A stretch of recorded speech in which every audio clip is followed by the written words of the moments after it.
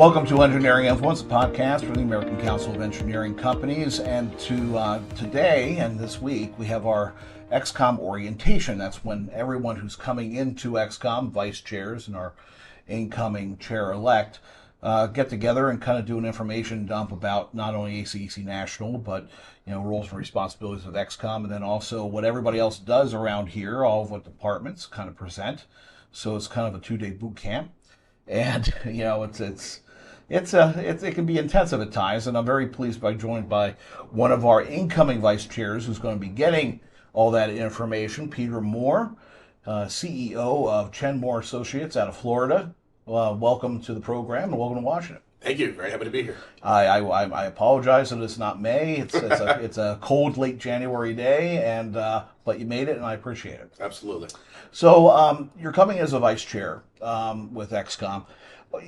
What led you to decide to say, I want to pursue some of the volunteer leadership position over at ACEC, and tell us a little bit about yourself and kind of your journey within the organization.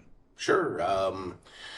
Gosh, to me, ACEC was always one of those organizations that when I first became involved, I realized the quality of everything that ACEC did and the thoroughness of everything that ACEC did. I first got involved at a state level in Florida, obviously, and I noticed a difference in the people, and I noticed a difference in their follow-through. I noticed a difference in the relationships that they had, and to me, ACEC was the premier engineering organization that I wanted to be a part of.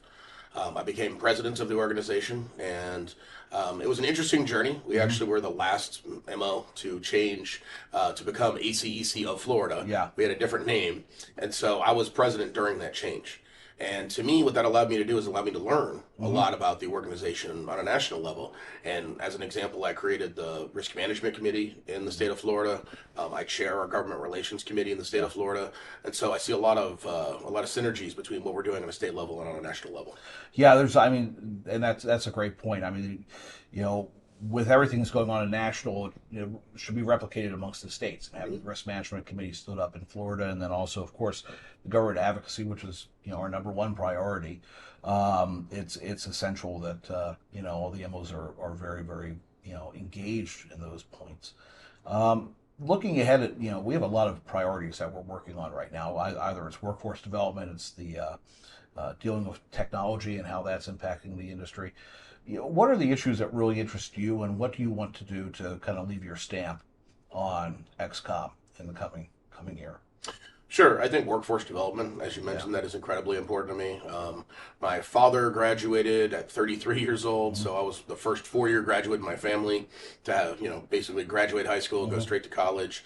And I've spent my entire career building an organization that teaches folk from their very first day. I'm in the civil engineering world. That is where I'm at.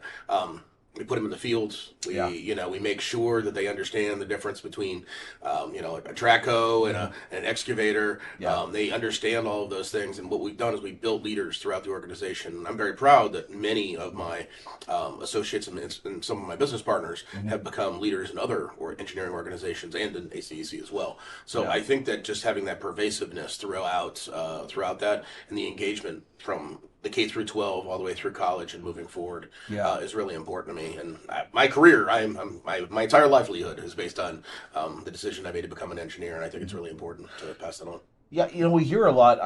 That engagement at the earlier you start, the better off you're going to be. Later on, and we're hearing everything. The K through 12, the middle school, the university. Where do you think ACEC best fits within that? As an organization, for getting to potential future engineers in the best, tough period of time.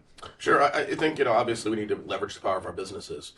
Just yesterday, it's actually really good timing. Just yesterday, I sponsored a series of teaching vans that taught engineering to my daughter, I have a first grader, but came to the school and taught everything from pre-K 1 all the way through 8th grade.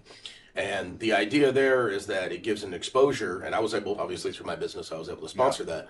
The nice part about it is that I'm also able to show up there and talk about how this impacts my life. And then they start associating Kids need to understand that an engineer is a real person. You know, they Yeah. could see policemen, they could see firemen, they could see politicians, they see people on TV. Yeah.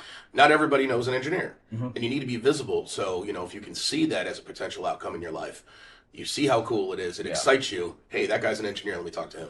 That's the challenge, because so much of what's done by our industry is not seen, right? Correct. It's what lays the groundwork before the construction crews get to a site, Correct. or it's the preparing for the work. I think that's one of the big things that we're looking at our own workforce development program with the roadshow is how do we get engineers to those schools and say, to your point, I'm an engineer, this is what we do, and what we do actually translates to where you live, your community. Every day I go out and I speak to students. I say, "What's the first thing you did this morning?" Most of them say, "Oh, I went to the bathroom, or I brushed my teeth, or I did that." And I said, "You're welcome." Yeah. You know, Exactly. that's, I mean, and in my career from a technical standpoint, before I became in leadership, I was a water sewer engineer. Yeah. And so to me, most of my problems, if I do a project, it's never seen until it fails. Yeah, exactly. 50 years, the pipe's in the ground, nobody cares. You have to remind people that it's an amazing thing that in the United States of America, you have the ability to get clean, potable water to your house, and it just shows up. Well, it's a standard of living that we expect, right? And we come, and you're right. I mean, infrastructure, to a large extent, nobody pays attention to it until it doesn't work. Correct. You never care about the road until we hit a pothole. You never care about the water until you can't flush a toilet or get clean water out of it. Right. When I used to work on the Transportation Infrastructure Committee, our mantra was always, you can't have economic development without a flushing toilet. Absolutely. Right? And that's the first thing. And it's critical. And I think it's incumbent upon everyone in our who's an ACEC member or an engineer to